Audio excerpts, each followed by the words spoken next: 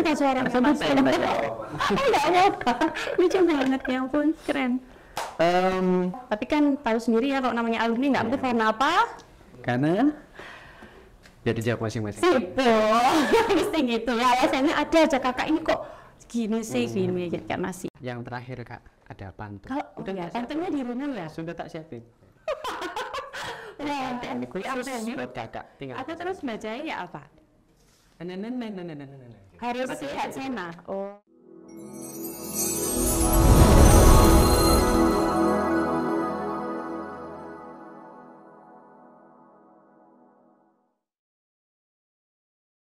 Oke, kayaknya langsung aja Kak. Oh enggak, kita harus kenalin dulu sebelumnya. Iya. Enggak, maaf ya Kak, banyak prank hari ini. Banyak ya yang. Baru di podcast kali ini tuh podcast yang ketiga. Nah, podcastnya dari PI, Purwapasti Braga Indonesia Kota Malang. Nama podcastnya itu Berbaris. Bincang-bincang bareng senior inspiratif. Asik.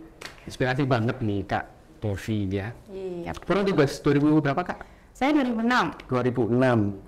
Di 2007 sempat aktif juga. 2007 sempat aktif setahun aja melatih adik-adik. Itu udah setelah itu fokus sekolah. Fokus sekolah. Ya. Tapi langsung kuliah. Waktu itu kan posisinya waktu 2006 ini aku naik kelas 1 ke kelas 2 ya. Kelas 1 ya. Kemudian di kelas 2 awal-awal tuh sempat ketinggalan pelajaran. Makanya cuma bisa aktif setahun terus fokus ujian akhir nasional. Terus setelah lulus SMA langsung masuk kuliah SNMPTN, keterima di manajemen FEPUB. Terus melanjutkan habis S1 terus ke S1 habis S1 ini aku kebetulan dapat rezeki ya seleksi beasiswa fast track itu karena IPK-nya juga besar waktu itu. Alhamdulillah ya, rezeki anak soleha. Terus ya udah lanjut S2 dipercaya sama Pak Dekan juga, ayo lanjut Mbak Devi gitu. S2 terus terang bingung banget. Aduh Pak, saya masih pengen santai-santai dulu gitu kayak teman-teman gitu, bernafas, ikut job fair, kebetulan kan kayak yang tadi Rewan cerita. Pengen ngerasain serunya itu gitu, tapi dari orang tua ya udah, mumpung ada kesempatan nanti nggak datang 2 kali loh gitu, mumpung beasiswa ambil gitu. Tapi kalau dulu pengennya setelah SMA terus ikut di BPI, sempat aktif juga 2017 terus 2017 maaf 2007 masa depan ada apa sih sama masa depan. Terus setelah itu S1 setelah S1 sebenarnya pengen apa ya, mungkin pengen santai dulu, kerja dulu, nggak langsung yang S2. Ya pastilah, itu adalah impian semua wanita gitu ya. Maksudnya semua cewek setelah lulus kan pasti pengen bernafas, pengen traveling kemana-mana gitu ya. Mumpung waktunya ada ya, masih muda juga, tapi nggak bisa, ternyata takdirnya nggak ke situ ya. Pikiranku dulu, aku tuh mau kerja jadi banker. Gitu, jadi ya udah mau kerja di mana lagi gitu, pasti jadi banker gitu. Pekerjaan ideal adalah kalau di bank gitu. Tapi ternyata enggak ya. Baik sih Kak, baik sih. Baik ya.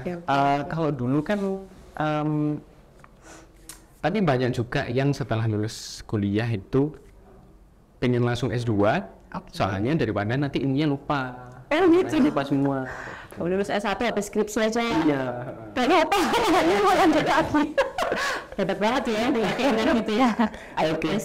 Terus sekarang ini sedang sibuk apa pekerjaan? Kalau bahas soal pekerjaan. Ya, lagi sibuk ini aja. Jadi dosen dan karyawan. Sebut universitasnya nggak boleh ya. Nanti ada di. Ya di salah satu universitas swasta di Malang. Tuh. Sudah berapa lama? Sudah berapa lama? Jadi dari 2016.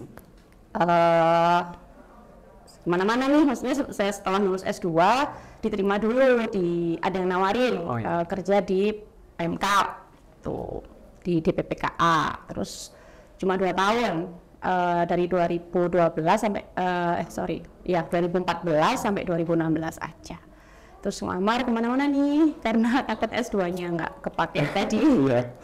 Ngamar-ngamar ke semua kampus, termasuk kampus negeri terbaik gitu ya di Kota Malang. Nah, nggak keterima dan lain-lain, ya ternyata rezekinya di ini kampus ini gitu, di program studi kewirausahaan. Nah, ini ada satu hal yang menarik ini Kak, karena mungkin dulu kebiasaannya kita kan apa ya, kayak kita membina adik-adik gitu. Kalau bahasa kita kan membina. Kita membinasakan gitu. Bukan. Iya. Kalau sekarang kan mungkin ini relate dengan pekerjaannya Kakak sekarang. Kalau sekarang kan apa ya, mengajari mahasiswa. Kalau dari situ aja mungkin ada hal-hal yang mirip mungkin Kak ya, treatment atau apa. Nah itu kalau sekarang dengan Kakak jadi dosen dan mengajar mahasiswa, dengan dibandingkan dengan dulu ketika Kakak aktif di 2007, 2007, ada yang beda atau ada yang Kakak pakai dulu terus dipakai sekarang? Iya, jadi apa ya, kayak tadi Revan bilang adalah sama-sama membina. Kalau dosen kan lebih ke selain mengajari, kita sebagai guru ya sebenarnya, guru di tingkat perguruan tinggi gitu ya, namanya dosen.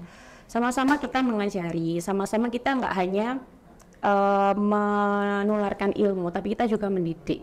Itu yang penting gitu ya. Kalau esensinya apa gitu? Kalau di yang dulu waktu 2007 aktif ini memang sempat kita minta adik, ya kita istilahnya ngasih pressure ke mereka biar nggak manja dan lain-lain.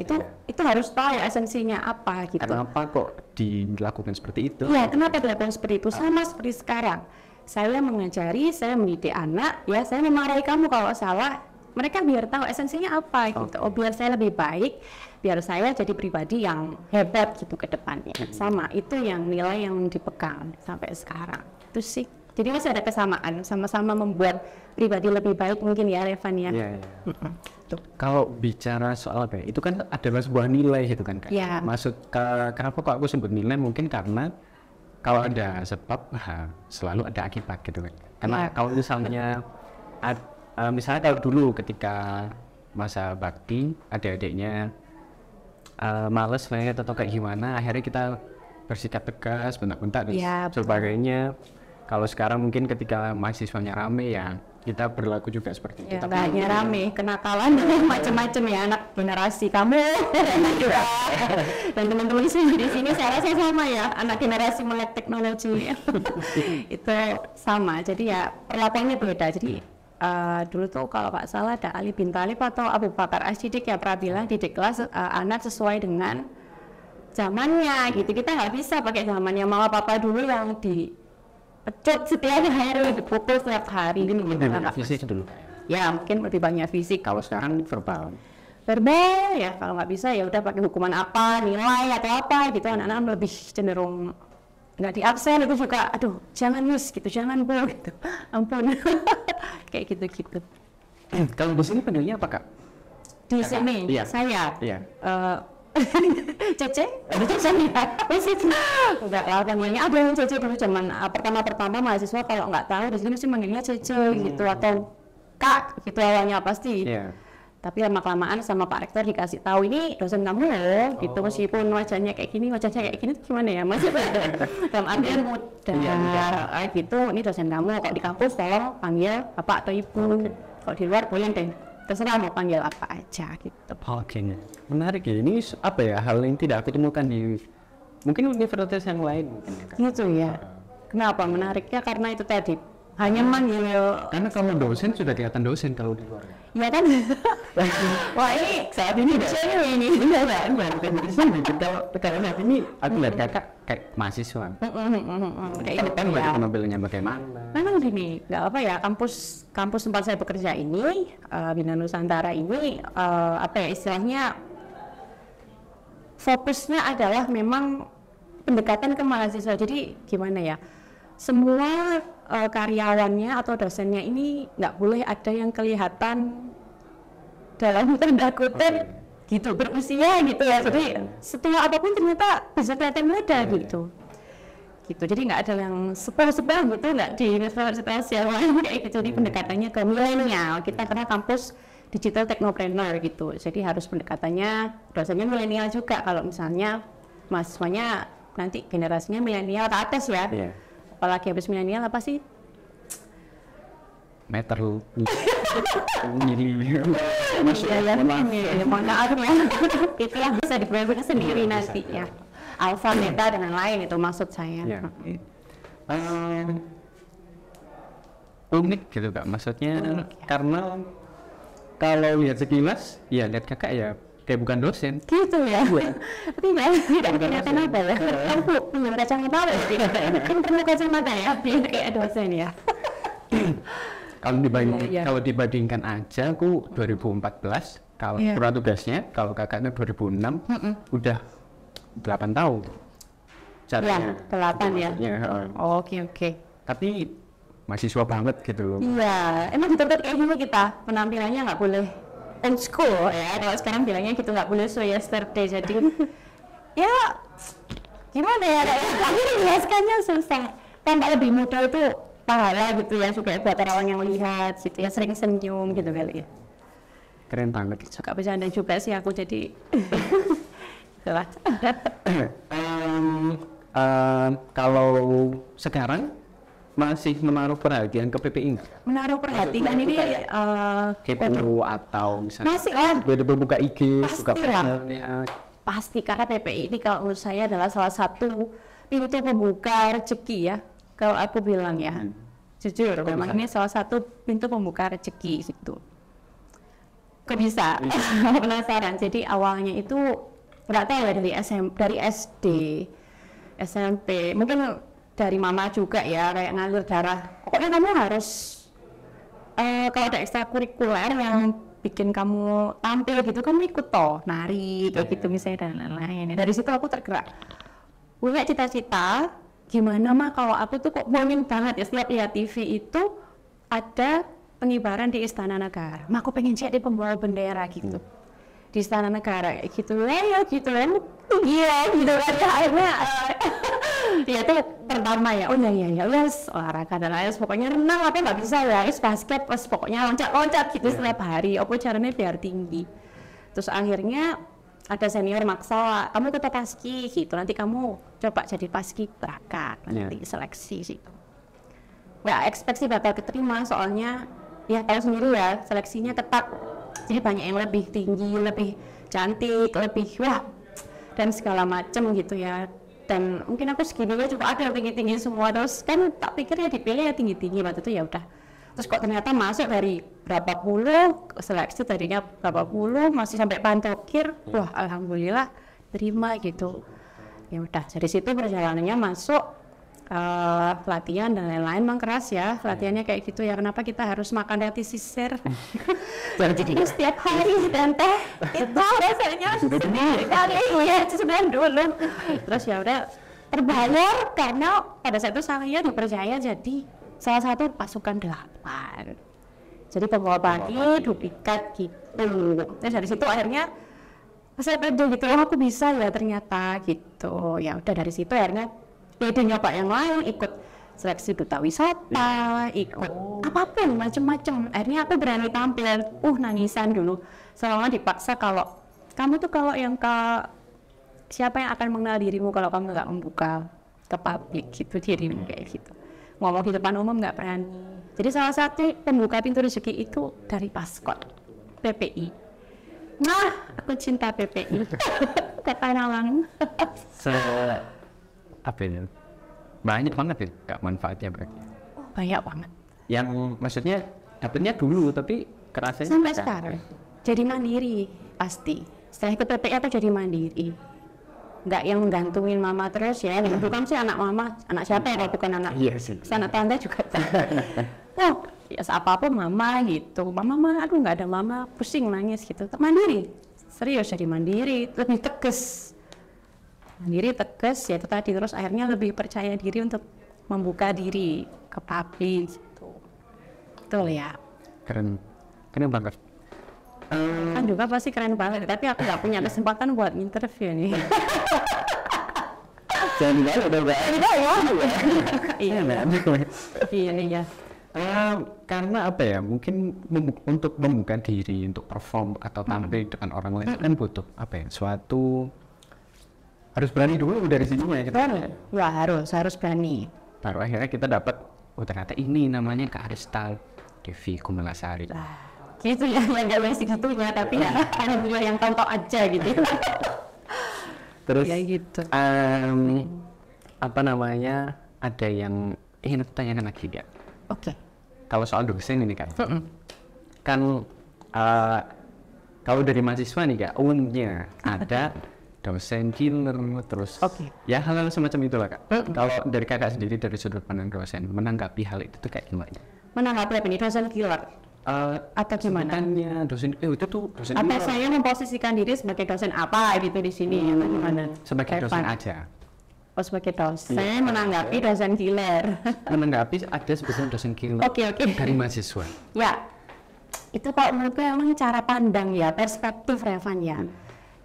Kita jadi manusia misalkan mempositioningkan diri kita baik, tapi Revan nggak suka sama saya, gimana? Kamu tetap menganggap aku baik nggak? Nah, sama. Saya juga nggak akan pernah memposisikan diri saya di sini sebagai dosen apapun, terserah itu perspektifnya mereka. Tapi gimana caranya biar aku tetap harus service excellent ke mereka, melayani dengan baik, ya mengajar dengan baik, semua kewajiban saya tuntaskan biar mereka yang menilai saya mau killer atau enggak kayak gitu.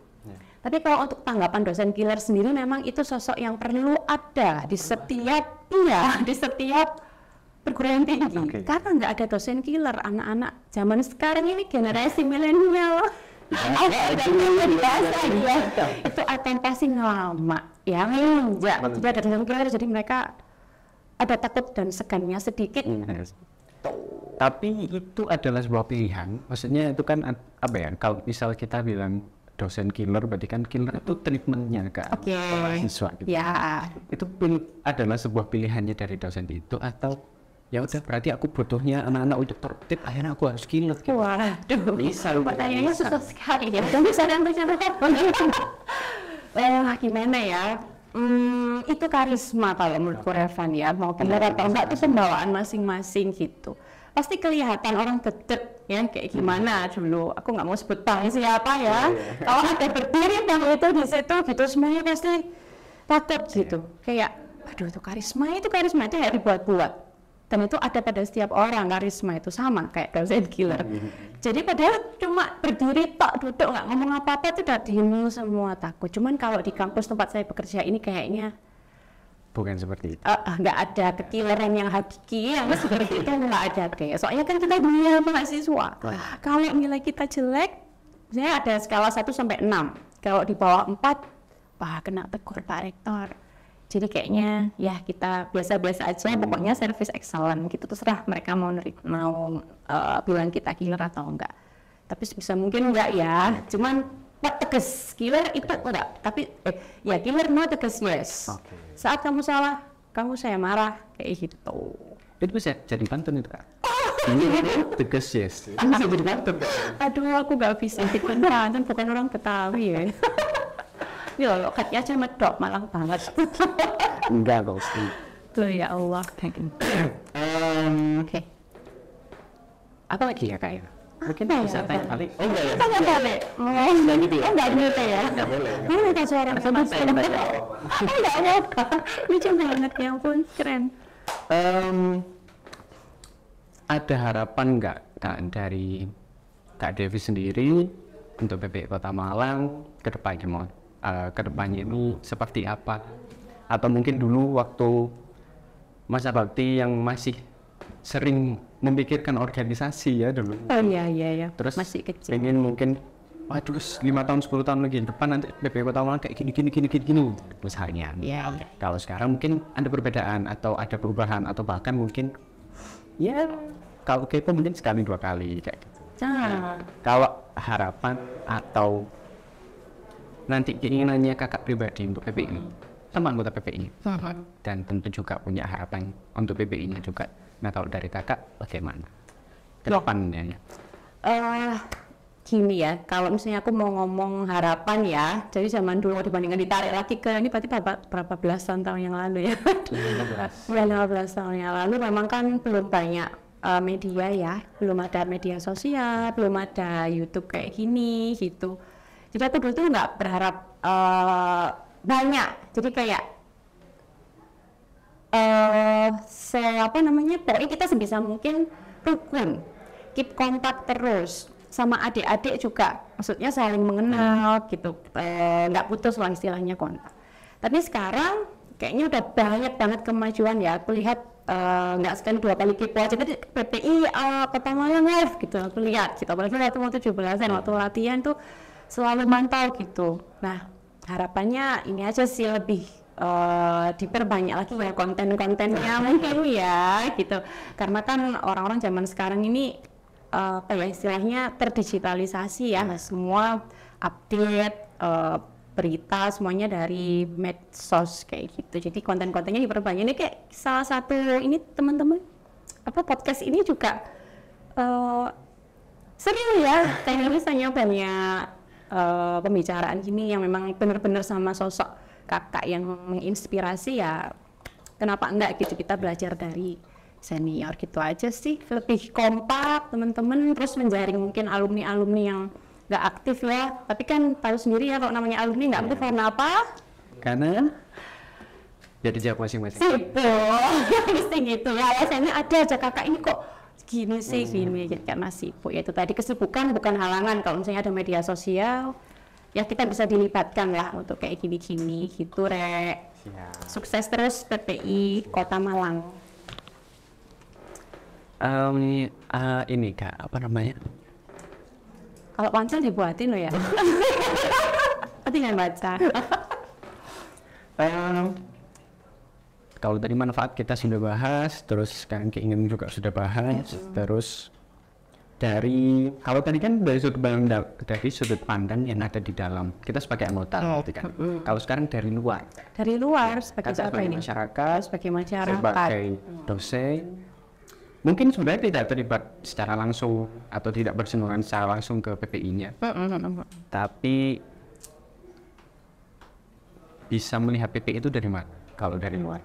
Kalau dari luar, jadi sebagai masyarakat awam ya, aku kalau melihat jadi ada komunitas semacam paskibraka, jadinya harapannya adalah pastinya berguna dong bagi sekitar ya, jadi nggak hanya setelah mengibarkan bendera tugas selesai nih. Apa dong manfaatnya gitu, pikirin lagi. Kalian bisa melakukan yang namanya community service. Ada nggak program kayak gitu, semacam gitu? Kayak apa sih community service-nya, aku pengen tahu. Community service-nya kemarin ada bersih-bersih juga. Nah, itu. Nah, itu aku baru tahu. Nah, itu. Jadi, selain bersih-bersih apa nih gitu. Jadi, buat masyarakat akhirnya mengenal PPI Kota Malang itu nggak hanya sekedar habis pengibaran bendera selesai. Yang cuma PBB aja. Iya, cuma PBB udah selesai. Iki mah siap, gerak. Oh, kita kan ya. Masih apa lah ya tuh. Aduh, balik kanan dan lain-lain. Apa gitu Rek, manfaat yang bisa kalian tampilkan untuk community service, pengabdian kepada masyarakat, tunjukkan dengan cara itu. Mungkin jadi kata Revan bersih-bersih ya, tadi ada ya, yang lain apalah, misalnya kayak Teach for Indonesia tapi dalam hal PPI Kota Malang yang jadi pembicara, misalnya kayak gitu ya, seminar gitu. Insya Allah aktif itu nanti media sosialnya itu ya, yang pada akhirnya masyarakat juga bisa merasakan ya nilai banyak PPI itu nita gitu, apa sih makanan apa sih, jadi tahu, nggak hanya sekedar ya udah itu tadi yang aku bilang. Ya mungkin ini sekarang mau dicoba sama PPI juga untuk perform seperti kakak perform. Program apa itu? Ini karena tahu dulu kan apa ya, exposure untuk PPI itu kan hampir sama sekali nggak ada untuk PPI. Itulah, cuma sekarang udah gitu ya. Di IG juga, di YouTube sekarang ada podcast ini kan. Betul, gitu. Bantu lah. Ambil utang mungkin. Nggak bener. Nanti dikatakan apa gitu. Kalian di bawahnya dinas apa sih, Rek? Kalau boleh tahu? Masih di Dispora ya? Pak, kita bisa bantu Pak. Melatih olahraga mungkin. Jadi pemagang. Ada yang bisa renang sini? Dispora itu apa aja sih ininya? Semua olahraga kan ya? Tenis meja, bulu tangkis, basket, dan lain-lainnya. Lempar lembing masih. Nih, yang terakhir Kak, ada pantun. Udah ya, pantunnya di rumah ya? Sudah tak siapin. Buat kakak, tinggal. Aku terus bacain ya apa? Harus lihat Sena. Oh iya. Saya tak baca dulu. Oh iya. Oke, ini saya dapat pantun ya. Tinggal bacain aja ya, referennya. Oh iya, ini yang bisa diedit itu. Oh nggak bisa ya, waduh ketahuan. Maaf sekali. Oke, satu pantun untuk menutup podcast kita di hari ini ya. Bukan titik yang membuat tinta, tapi tinta yang membuat titik. Bukan cantik yang membuat cinta, tapi cinta yang membuat cantik. Tadi itu terima kasih banyak waktunya, mungkin Ya. di kesempatan yang lain kita bisa ngobrol lagi, bisa ketemu Ya. lagi. Ya cuma dengan kami yang podcast mungkin Iya, betul. apa ya, yang kesawan juga, Ya. kakak yang dulu senior-senior. Soalnya kapan nih? Kenapa? Soalnya kapan? Soalnya Mungkin nanti oh iya jatuh. Ya, karena jatuh itu loh bisa. mampir juga ya nanti mungkin kamu. Ya, ke kopi Jawa ya.